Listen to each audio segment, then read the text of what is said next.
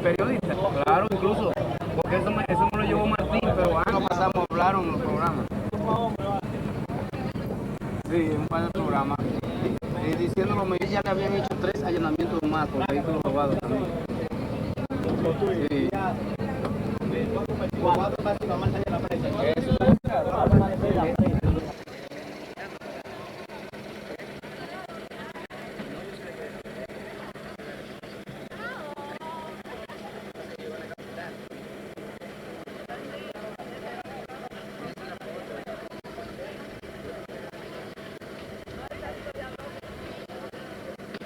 Tour que tiene programado en lo que es este lanzamiento de este libro. El profesor Torres Petitón, historiador y además antropólogo de formación, va a ser nuestro guía y es quien nos va a indicar todos los pormenores en torno a lo que tiene que ver con lo que es la construcción de la Villa de la Concepción de la Vega. Torres Petitón. Vamos a empezar por algo curioso, de esas cosas que se dan en la historia por un hecho casual, pero no buscado. Aquí encontramos 2 tarjas. Una fue puesta en el 1892, al cumplirse los 400 años de la llegada de los españoles al continente americano. La otra fue puesta en el 1994, al cumplirse los 500 años de establecimiento del Fuerte de la Concepción. Encontrarán que la tarja dice en honor a 500 años de historia.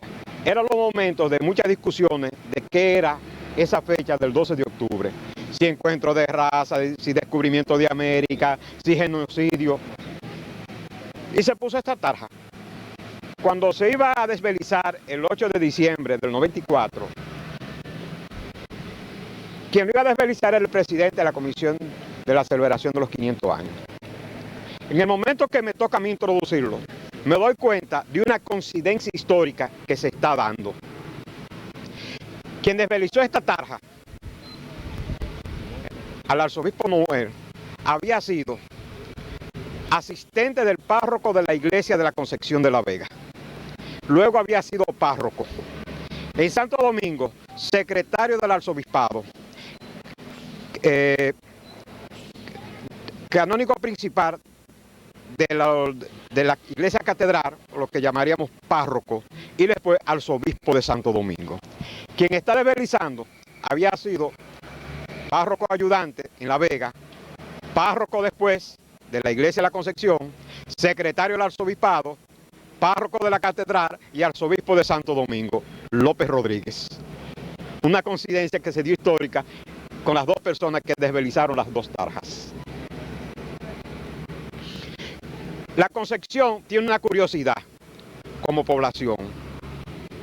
Hasta donde tengo conocimiento, es el único pueblo que ha estado ubicado en 3 solares distintos. A la orilla del Río Verde, donde funda Colón el Fuerte de la Concepción y empieza el establecimiento urbanístico.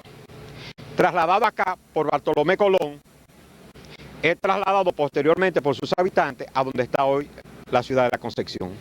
3 solares, 3 lugares distintos y ninguno por acción de guerra. Aquí la traslada Bartolomé Colón. Entonces, otra curiosidad es que es el único pueblo que existe en América establecido por Cristóbal Colón. No existe ningún otro. Diríamos la Isabela, pero la Isabela desapareció. Entonces solamente queda la Concepción como un núcleo urbano establecido por Cristóbal Colón y por su hermano Bartolomé Colón en el continente americano. Una de esas curiosidades de la historia y que son primicias de la Concepción. Vamos a pasar entonces dentro de lo que es el Fuerte de la Concepción.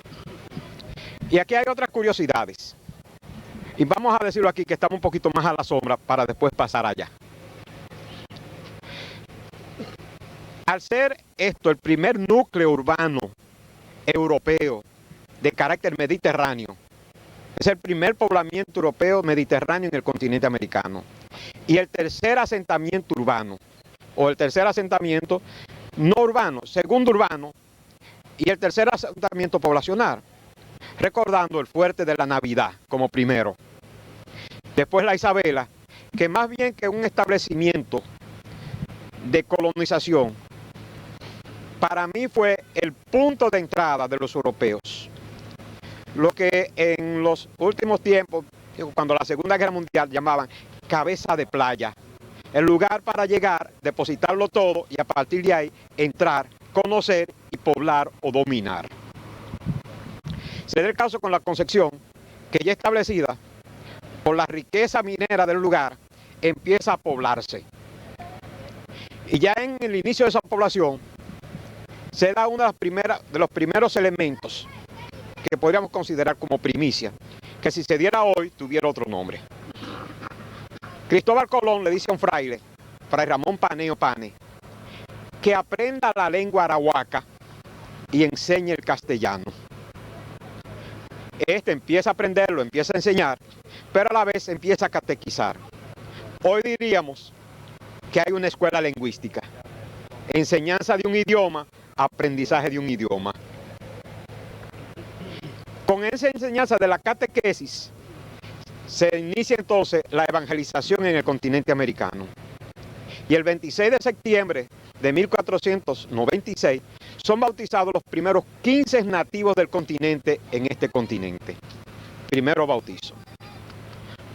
Un itaíno llamado Guaticagua, que era el jefe de lo que es hoy Moca, tomó un nombre muy simbólico, Juan Mateo, dos de los evangelistas. Pero con él ocurre un fenómeno muy curioso. Para ese momento, la diferencia entre animal y persona estaba en el bautizo. Estamos hablando de los años 1492, inicio del siglo XV, los conceptos religiosos y filosóficos eran distintos. Alma tiene quien está bautizado, que tiene eliminado el pecado. Quien no está bautizado no tiene alma.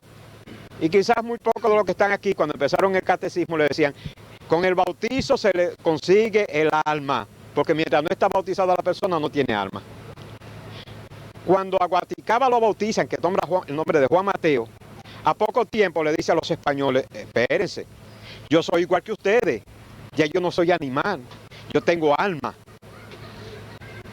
Trátenme igual que ustedes y ustedes no tienen que mandarme a mí como un animal. Somos iguales. Hoy quizás eso le llamaríamos reclamación de derechos humanos. Me parece.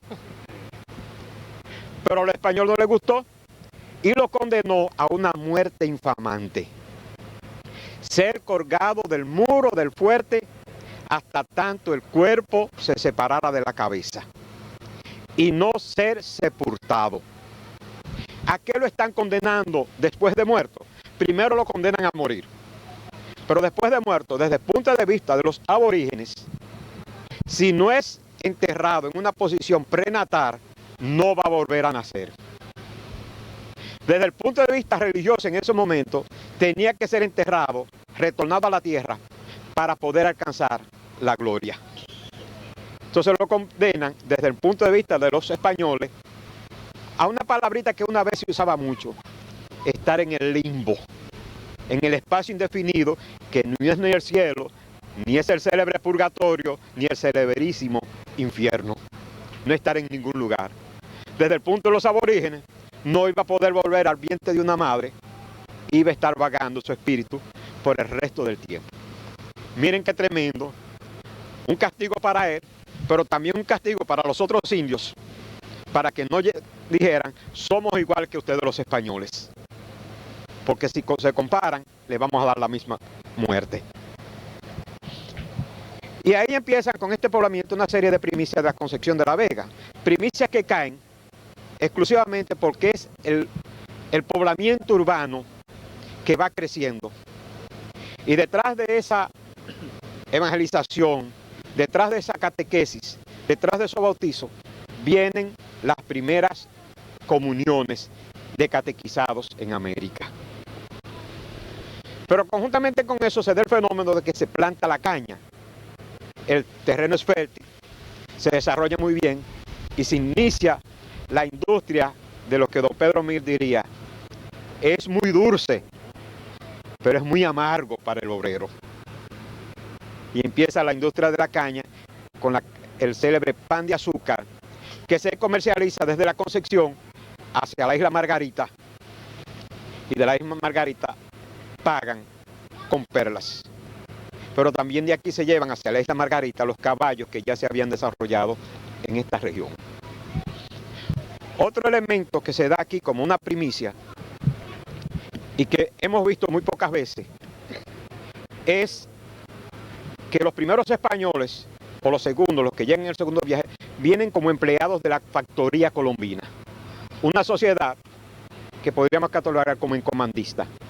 La corona del capital y Colón la fuerza de trabajo de él. Los españoles son empleados. El patrono no le cumple, no le da buena alimentación, no hay medicamentos, no hay ropa. ¿Qué hacen los obreros? Una huelga, que nosotros en nuestra historia hemos dado en llamar la rebelión de Francisco Roldán. Viene desde la Isabela a la Concepción, donde hay oro. No lo pueden tomar y se reparten por el lugar. Algunos pues se van al Bonao, otros se van al sur. Y en el Bonao queda uno que era el repostero de la reina, Maese Pedro, que da lugar al sitio que conocemos como Masipedro.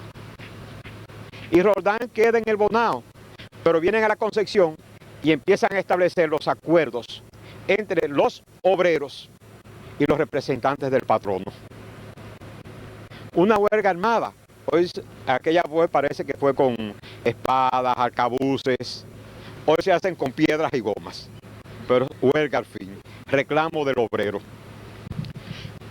Cuando empiezan las negociaciones, los obreros empiezan a pedir, Roldán, primero, que se nos paguen todos los salarios atrasados. Cualquier coincidencia con pactos laborales de hoy, no me digan que es de mala fe. Que se nos paguen todos los salarios atrasados, aunque no hayamos trabajado. Que se nos permita retornar a España con lo que querramos, romper contratos. Que se nos entregue tierra a los que queramos quedarnos acá. Pero que para trabajar esa tierra, como somos muy pocos, se nos entreguen indios. Y el que vino como empleado pasa a ser dueño de tierra, y el que gritaba que era explotador, que era explotado, pasa a ser explotador. Un cambio de la hoja. Cualquier coincidencia de hoy es pura similitud. Pero ¿qué ocurre también? Que Roldán, el cabecilla, dice, a mí no me pueden dar la misma cantidad de tierra que a los otros. Tengo que tener por lo menos el doble. El doble o 3 veces más indios que a los otros. Pagar el salario 2 veces. Y que se nombre alcalde de la Isla Perpetuidad. Cualquier similitud con un dirigente sindical de hoy, en una mesa de negociaciones, es pura coincidencia. O con un diputado. O con un diputado. Fíjense cómo se van dando las cosas de ayer, se van repitiendo. Pero ocurre también que se empieza a trabajar el oro. Y hay 2 tipos de oro. El que se trae del río de aluvión, que es muy puro, y el de la mina del Cotuí. Esa misma mina, que todavía estamos discutiendo con ella, de Cotuí. Y se empieza a fundir el oro acá en la Concepción, a hacer los lingotes y a marcar y a cobrarse el impuesto de la corona y el diezmo de la iglesia. 2 cobros. El español decide, el oro de mina tengo que entregarlo, pero el de aluvión, déjeme guardar una parte y entregar la otra. Cualquier coincidencia con un comerciante con un doble contabilidad y empieza a guardar una parte de oro que no declara, evasión de pagos de impuestos. Y a meterle en el baúl de doble fondo para llevar a España, contrabando de divisa. Pura coincidencia de ayer y hoy. Pero esta villa va creciendo y va creciendo. Y censos de comunión hablan de que tiene más de 200 personas de confesión y comunión. Esto no diría que tendría algunas 800 o 900 personas viviendo, contando que solamente se censaban las personas que tenían derecho a comulgar y confesar. En estos momentos está ocurriendo un proceso en España que es la creación de los obispados del continente. Se establecen tres: de la Concepción, de Maguana, Magua y Jaragua. Pero no llegan a acuerdo entre el rey de España y el Papa. En esos momentos el rey nombraba a los obispos, pero el Papa los consagraba. El rey serían las dos cámaras y el Papa el presidente que promulga. No llegan a un acuerdo. Eliminan un obispado y se crean entonces el de Santo Domingo, el de la Concepción y el de San Juan de Puerto Rico. Pero no hay nombramiento. Hay la discusión de que sí, que no. En esos momentos muere el gran inquisidor Torquemada en Sevilla y asume la posición el arzobispo de Sevilla, Deza. Deza tiene un sobrino, muy buena gente, excelente tocador de vigüella, muy buen cantador, experto tirando los dados con el cubilete, bebedor de vino tremendo, buen bailarín, decidor de piropos en la ventana mejor y consolador de mujeres que sus maridos están en la calle todavía mejor. De esa ya jefe de la Inquisición, parece que le dijeron: tú tienes una espinita por ahí que lo vas a tener que juzgar. Y decide decirle al rey: nómbreme mi sobrino obispo en Santo Domingo, que yo consigo del Papa la consagración. Entre autoridades grandes las cosas se resuelven. Los políticos chiquitos se dan piedra, pero los de arriba se beben el champán. El rey lo nombra, el inquisidor va a Roma, es nombrado obispo de la Concepción. Y viene entonces a la Concepción el primer obispo residente del continente americano. Con él vienen algunos de sus amigos, compañeros de parranda, que lo han hecho clérigos también. Pero con él se da el mismo fenómeno que encontramos en la Iglesia Católica con algunas personas, como el caso de, por ejemplo, de Ignacio de Loyola, de San Francisco de Asís, que cambiaron su forma de vida. Cuando él llega acá, se transforma un poco y ya deja de ser el español enamorado, jugador, bebedor, y empieza a pensar en las almas que están bajo su dependencia. Y una de las primeras cosas que hace a principios de 1515, ya le ha escrito a final de 1514, que está ahí en la Concepción, que conoce el lugar, es decirle al rey: hay muchos españoles acá que no pueden confesar y comulgar porque viven amancebados. Le solicita autorización para casarlos. Y el rey le responde: sí. Y se dan en efecto entonces aquí los primeros matrimonios interraciales del continente americano. Boda entre indias y españoles. Pero también le dicen: los hijos de los indios deben recibir educación. El rey autoriza que en el convento de los franciscanos se le enseñen los números, las letras y las artes mecánicas. Herrería, carpintería, talabartería, que se le enseñe. Y empieza entonces la primera educación formal en el continente americano, cercano de acá, donde vamos a estar ahorita, en el convento de San Francisco. Y Suárez de Eza se marcha desde acá y va hacia la villa de Santo Domingo y se lleva los diezmos de la Catedral de la Concepción. Y allá llega hasta un lugar que está al lado de la Plaza de Armas. Hay un solar marcado por 4 cruces.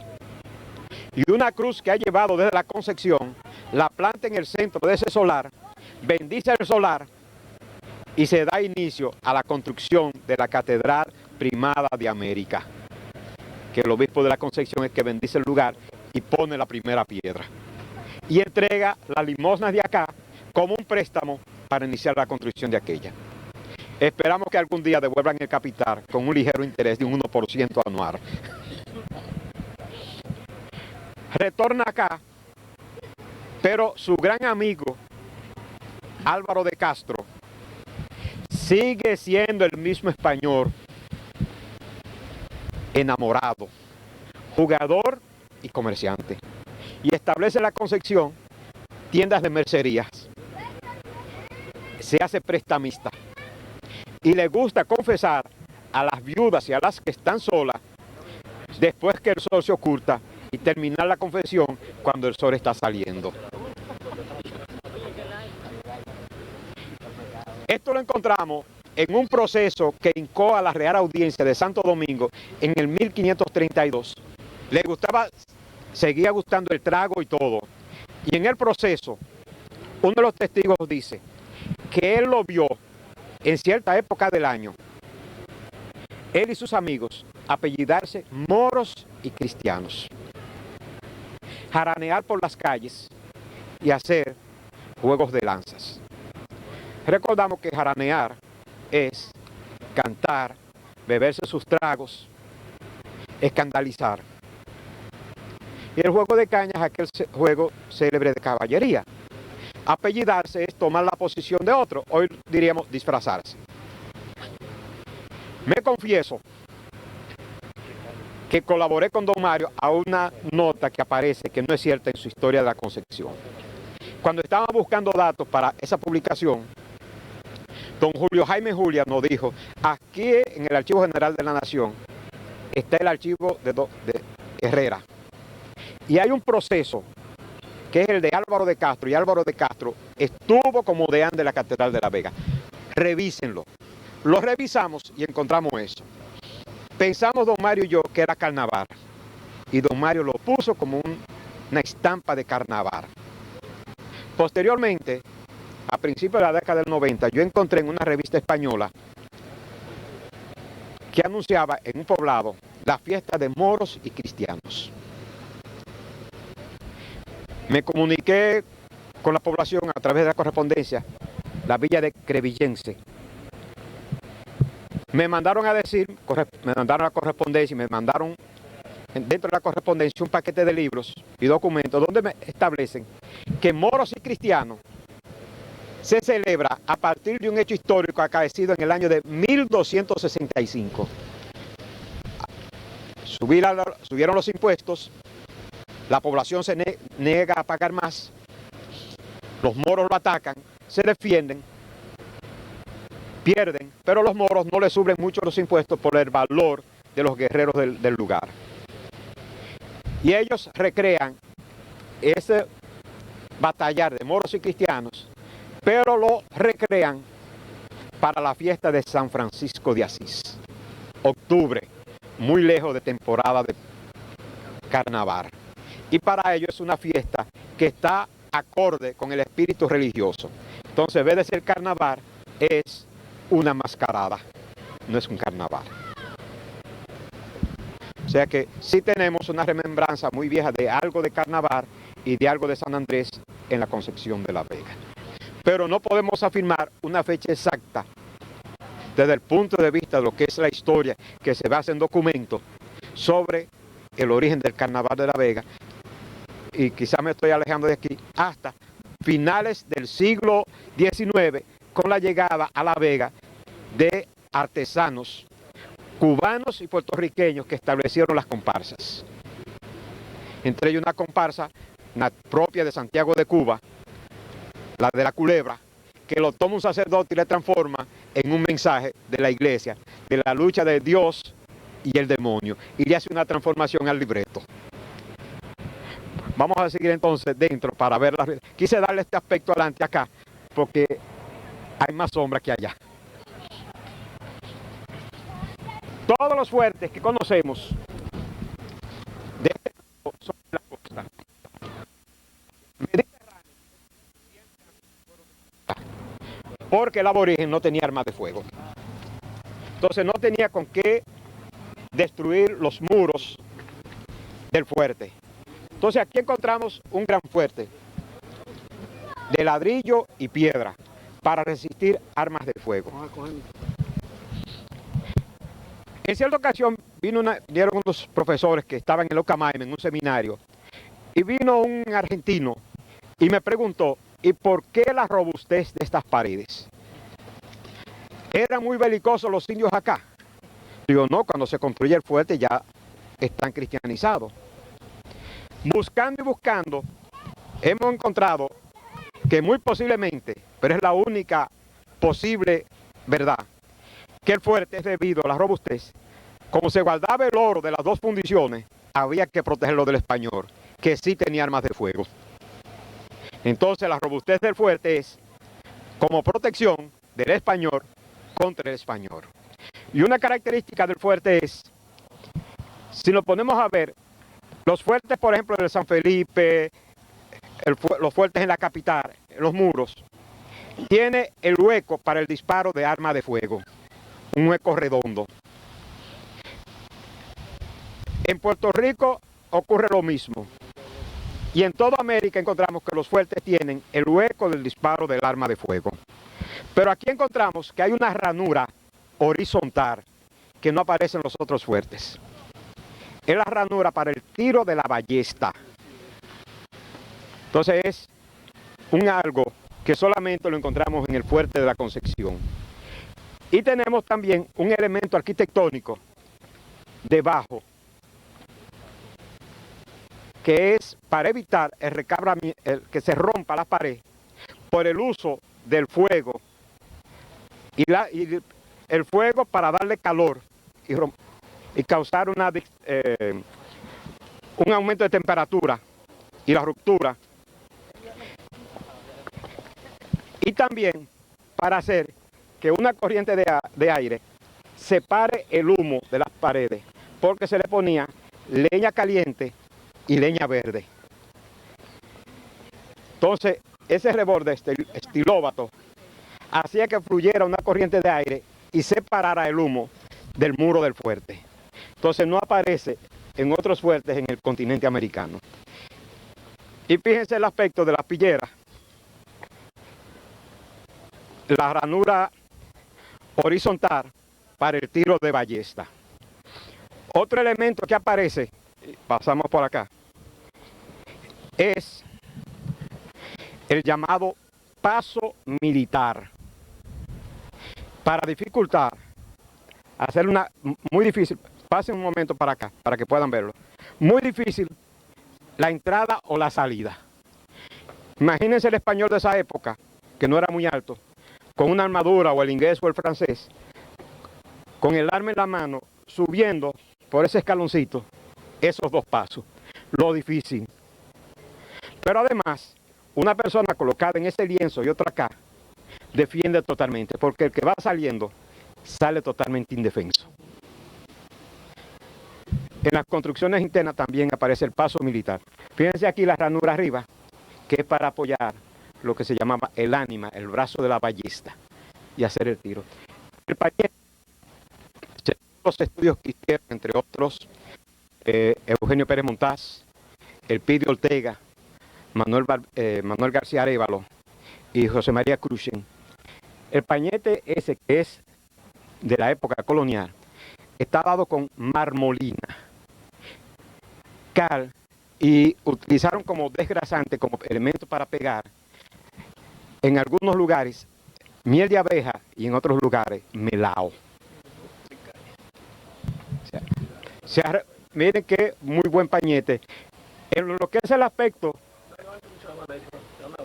del graffiti, que lo tomamos como algo nuevo, en las aspilleras que hay dentro del torreón, hay los nombres de franceses y haitianos entre el 1822 a 1838 que pasaron por acá.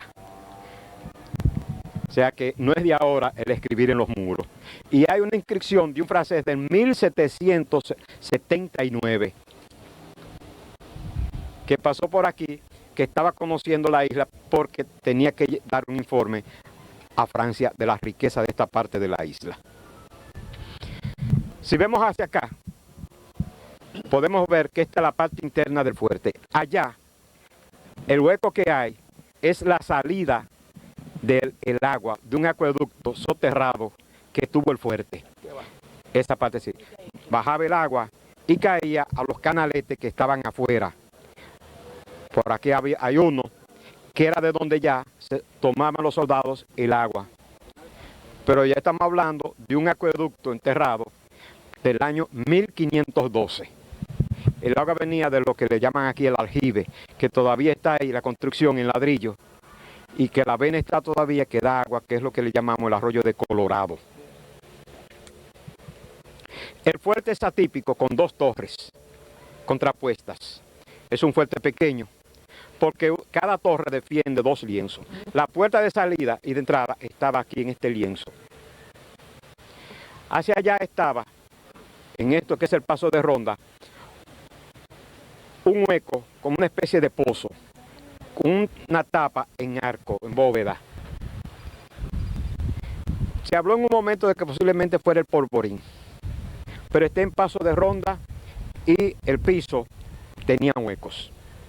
Si le guardan pólvora, se va a humedecer. Pero si se guarda el oro, no hay problema.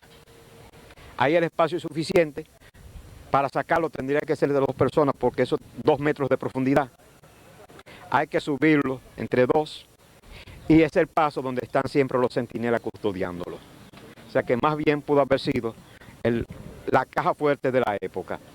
Estos hoyos eran para poner los palos e ir subiendo la pared.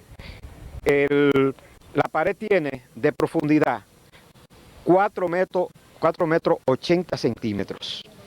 Desde el punto de vista de las construcciones militares, lo que tenía un muro de defensa de Zapata, lo tenía el doble hacia arriba.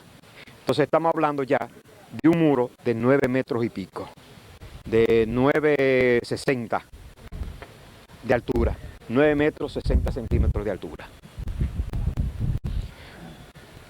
Vamos a seguir mirando.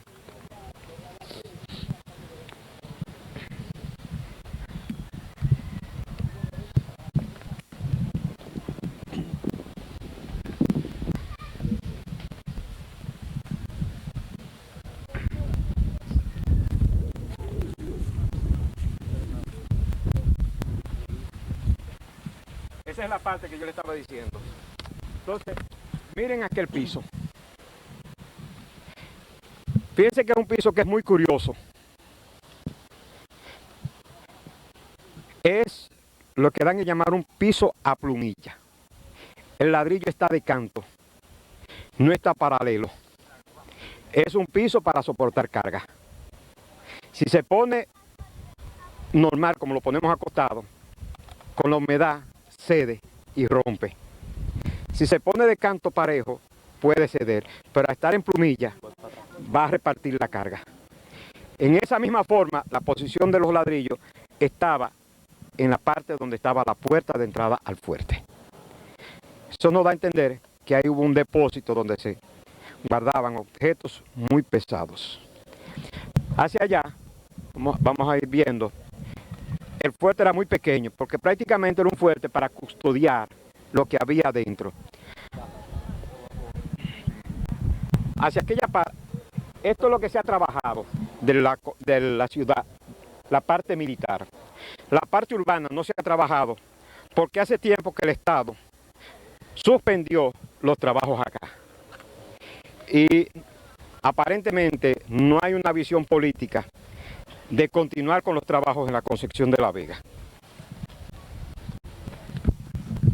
Si vemos allá, aquel piso que se ve medio negruzco, es un piso original de principios del siglo XVI. Es la parte que corresponde a los talleres, herrería, talabartería. Está negro por la quemadura. Si nos pudiéramos acercar, pero es muy peligroso porque es tierra majada con cal y es muy frágil. Es toda la parte de taller. Allá vemos una pileta. ¿Recuerdan aquellas películas que muchos han visto, desarrolladas en España, en México, en los pueblos, que en el centro de la ciudad hay una pileta donde van a buscar agua y también van a lavar? Es idéntica esa pileta. Y tenía una entrada de agua a ella. Más allá, que está enterrado porque se preservó, hay 3 hornos. Estos hornos no tienen la cúpula arriba redonda, como acostumbramos a verlo, sino tienen la misma forma que los hornos de La Mancha, elíptica arriba, como si fuera una bala moderna. Son hornos de confeccionar pan, pero hornos pequeños. Ahí están enterrados, supongo que deben estar todavía, porque se llenaron de tierra y se le puso tierra arriba para preservarlo por la erosión. Porque lamentablemente la arqueología, lo que destapa y no se cuida, se destruye y se pierde para siempre. Entonces, hacia allá ya se extendía toda la ciudad. Hacia allá donde se ve aquella caseta, hay un pozo. Allá. Sí. Esa caseta, sí. Ahí hay un pozo que está una parte mamposteada, pero es con piedras y pedazos de ladrillo y cal. Y la parte de abajo no tiene nada. En el fondo de ese pozo se encontró un cucharón que se llama escarriador, que es lo que se usaba antes más que nada en fundición para eliminar de arriba las materias orgánicas del oro. Y se encontró en el fondo del pozo. Por eso nos da a entender que en esa área muy posiblemente estuvieran las fraguas de la fundición de oro en la Concepción. Ya hacia allá se iba extendiendo la ciudad. Hay otro elemento que yo creo que no vamos a subir al cerro, pero vamos a hablarlo desde acá. Estando Colón en la Concepción, le pidió a un marino, Alonso de Valencia, que le plantara una cruz. Las casas y otros dicen que Colón, con este mandato, el marino, derramó un enhiesto árbol. Siempre hemos hablado, o muchos hablan de un níspero. El níspero y el níspero. Y la cruz la hicieron de un níspero. Pero el níspero no es nativo de las Antillas. En estos días vi que salió en la prensa hablando del níspero y hablaba de que es un fruto asiático. Pero aquí sí nosotros teníamos un fruto muy sabroso que se da derecho y es de montaña, que nosotros lo conocemos con el nombre de zapote, pero que en lengua arahuaca es nispola. Entonces hay como cierta similitud. Y el árbol, el pie del árbol, según las casas y el corsé, medía con medida nuestra ahora, unos 17 pies de altura. Es muy difícil encontrar un tronco de níspero de esa altura. Entonces esa cruz que Colón plantó allá, a mi entender, es la primera cruz plantada en América en un lugar como símbolo del cristianismo. Alguien diría, pero plantó uno en Guananí, en San Salvador, en Isabelina, en Fernandina, en Juana. Pero recordemos que esa cruz era para indicar que esas tierras estaban en poder de un príncipe cristiano, que era un signo de posesión, no de religiosidad. Por aquello de que cuando una tierra pasa a poder de un príncipe, le pone una cruz para indicar que está en manos de un cristiano. El letrerito que hoy podemos, propiedad de fulano de tal, entonces no son símbolos de religiosidad, sino símbolos de posesión. Pero a esta sí, Colón la manda a plantar para ir a rezar. Colón es el típico hombre del Renacimiento. Una mano izquierda dando limosna, rezando, y una mano derecha negociando. Cualquier similitud con los comerciantes o con los banqueros es pura coincidencia. Una mano derecha muy grande para recibir y una izquierda más pequeña para dar de vez en cuando. Y sentarse alguna vez en el banco de adelante para que lo vean. Entonces Colón es el hombre renacentista que sube a rezar, pero con el pensamiento distinto al hombre de hoy. Era el hombre que realmente tenía temor a un ser superior, a un Dios, sea cual fuera. Y entonces los españoles empiezan a hablar de la milagrera cruz que hay en el cerro de la Vera Cruz del Almirante. Y empieza a progresar esto y empiezan los peregrinos a llegar a rezar a la cruz y empiezan a dar limosna y hay gente que empieza a mandarle la limosna Y los españoles que están enfermos, que no pueden trabajar, se van quedando al lado de ahí y van viviendo de la limosna que están mandando y que los frailes administran de la Orden de la Merced. Llega un momento que un fraile le escribe al rey Carlos I que tiende a desaparecer la cruz porque los peregrinos, cuando el fraile se descuida, cogen un cuchillo y le llevan una astilla para llevársela.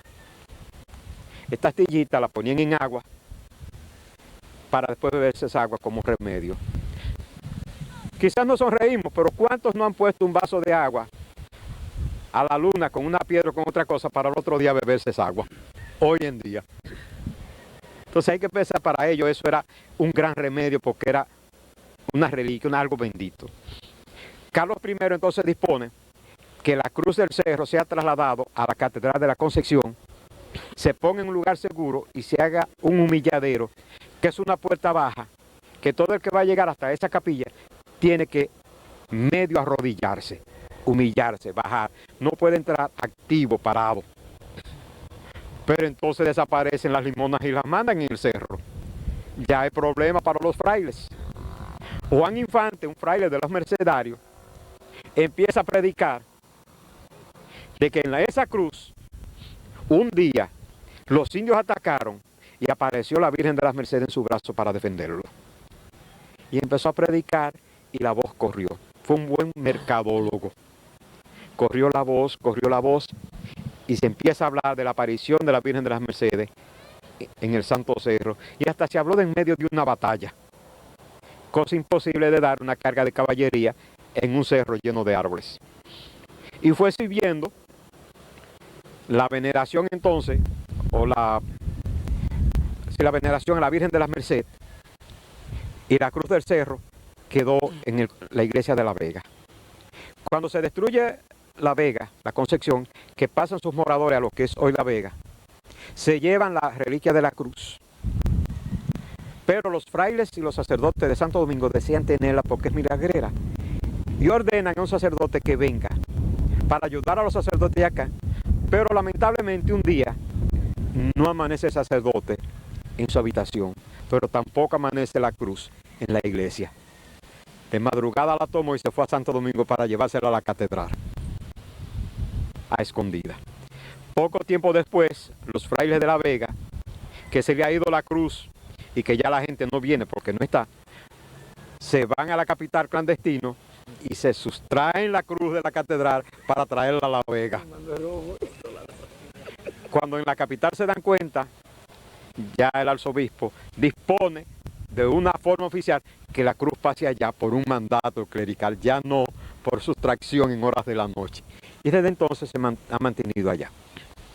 Acá en La Vega quedó en el Santo Cerro una pequeña astilla, que hay una cruz en un relicario que es una cruz, una filigrana de cruz, hecha en oro. Se mantiene y se dice que hay otra cruz, te recuerdo de esa, en el Vaticano. Entonces hay esas tres pequeñas cruces que por tradición se dice que son parte de la cruz del almirante Cristóbal Colón. Falta saber si el estudio que mandó a hacer Monseñor Hugo Eduardo Polanco de las tres cruces dio qué resultado dio, porque nunca se ha dicho cuál ha sido el resultado de las tres cruces, de qué madera fueron hechas.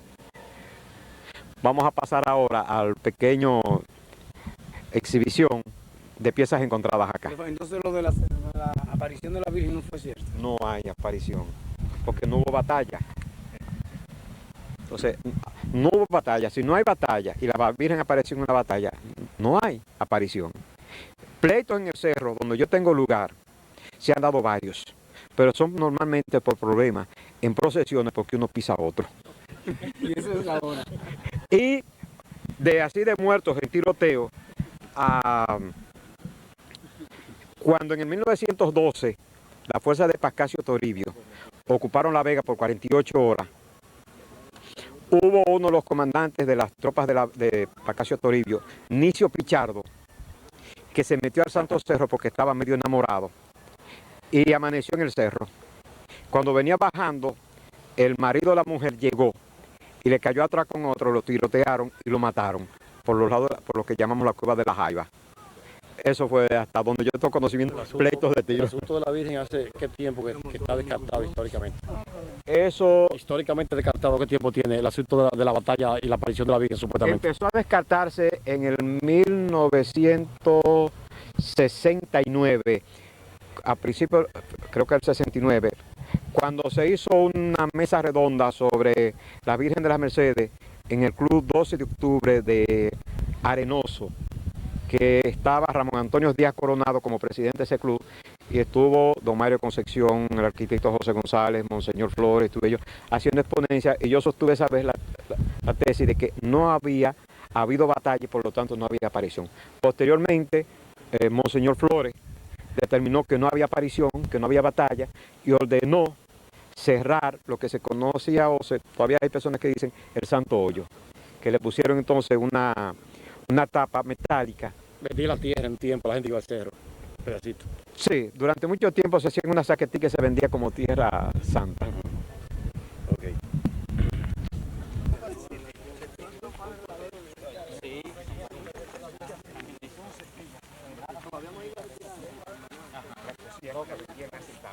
Vamos a hacerlo aquí más cosas para que ya...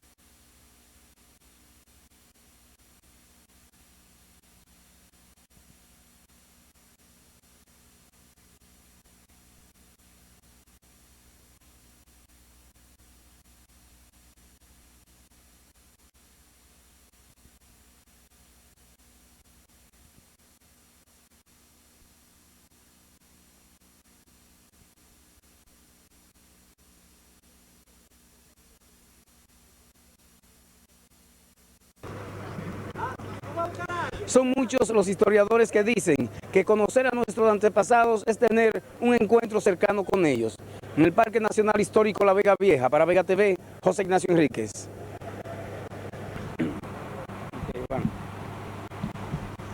Son muchos los historiadores que dicen que conocer las costumbres de nuestros antepasados es tener un encuentro cercano con ellos. En el Parque Nacional Histórico La Vega Vieja, para Vega TV, José Ignacio Enríquez. Son muchos los historiadores que dicen que conocer las costumbres de nuestros antepasados es tener un encuentro cercano con ellos. En el parque...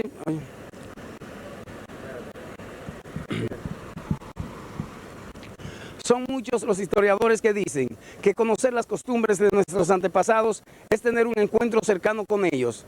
En el Parque Nacional Histórico La Vega Vieja, para Vega TV, José Ignacio Enríquez. Son muchos los historiadores que dicen que conocer las costumbres de nuestros antepasados es tener un encuentro cercano con ellos. En el Parque Nacional Histórico La Vega Vieja, para Vega TV, José Ignacio Enríquez.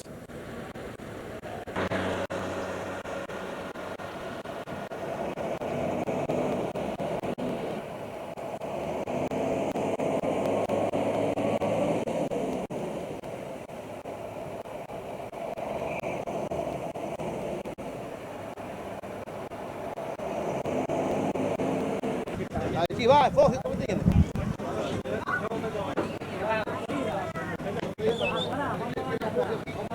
Estaba la gente bajando adelante, un pañuelo. Y adelante aquí.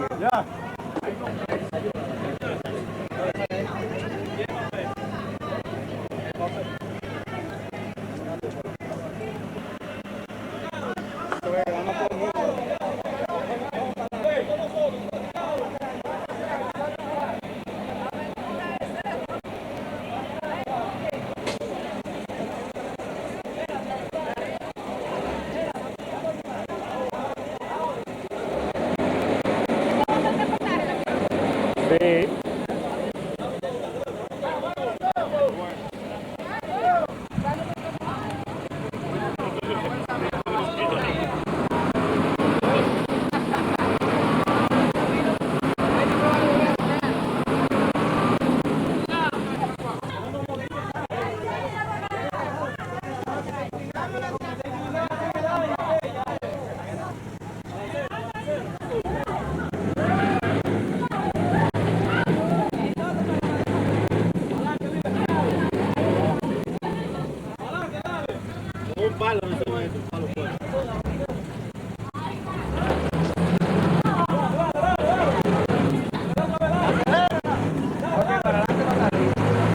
Ok, vamos a empujarla.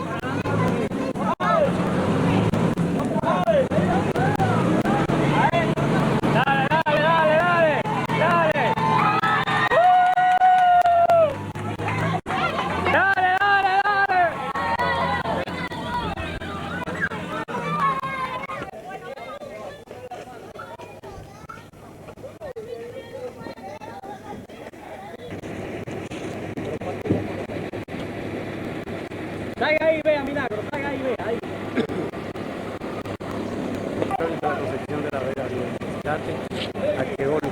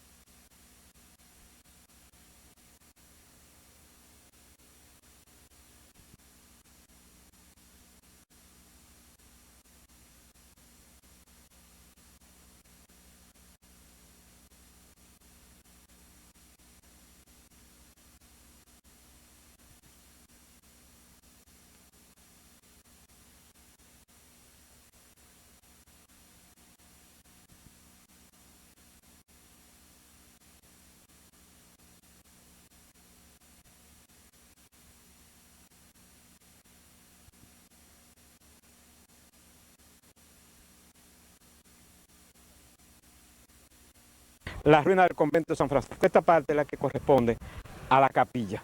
Allá estaba el altar. Entonces aquí, esta parte es la portería, donde estaba el hermano portero, este cuadrito. Aquí era la sala de visita. Y aquello es lo que se llamaba la sala capitular. Era donde quien cometió una infracción era juzgado. Ese codo grande que está ahí. No, ese espacio grande. Entonces, esta parte era un paseo alrededor del patio y en el centro un pozo. Los dormitorios estaban en la segunda planta.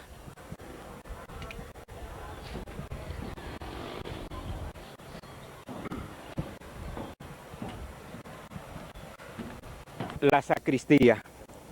Entonces, esa parte que está ahí era la cama del hermano sacristán. Esa en piedra. Este muro no estaba ahí. Esto fue que con el terremoto cayó. O sea, este muro venía hacia acá. Entonces, hacia acá tenemos.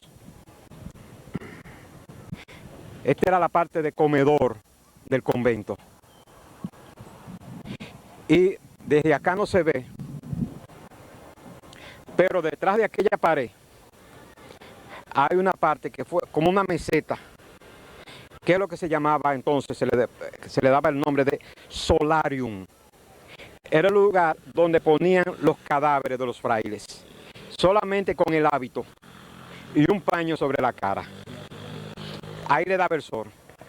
Entonces de ahí eran llevados en 2 tablas a ser enterrados, porque lo enterraban solamente con el hábito. Aquella parte de allá ya correspondía a lo que eran las cocinas y las salas de trabajo, los lugares de trabajo.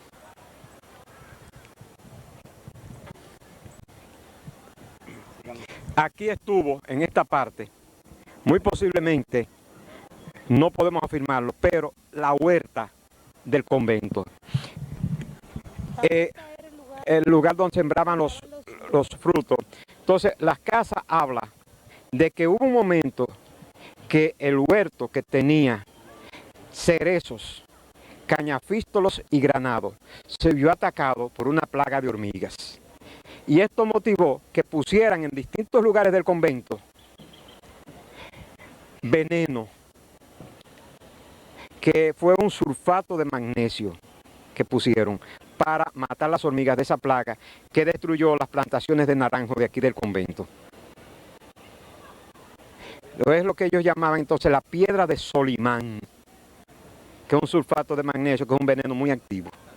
Y con eso eliminaron la plaga aquí del convento, porque aquí estuvo hospedado también Fray Bartolomé de las Casas, cuando vino a oficiar su primera misa a la Concepción. Entonces todo el resto eran las huertas.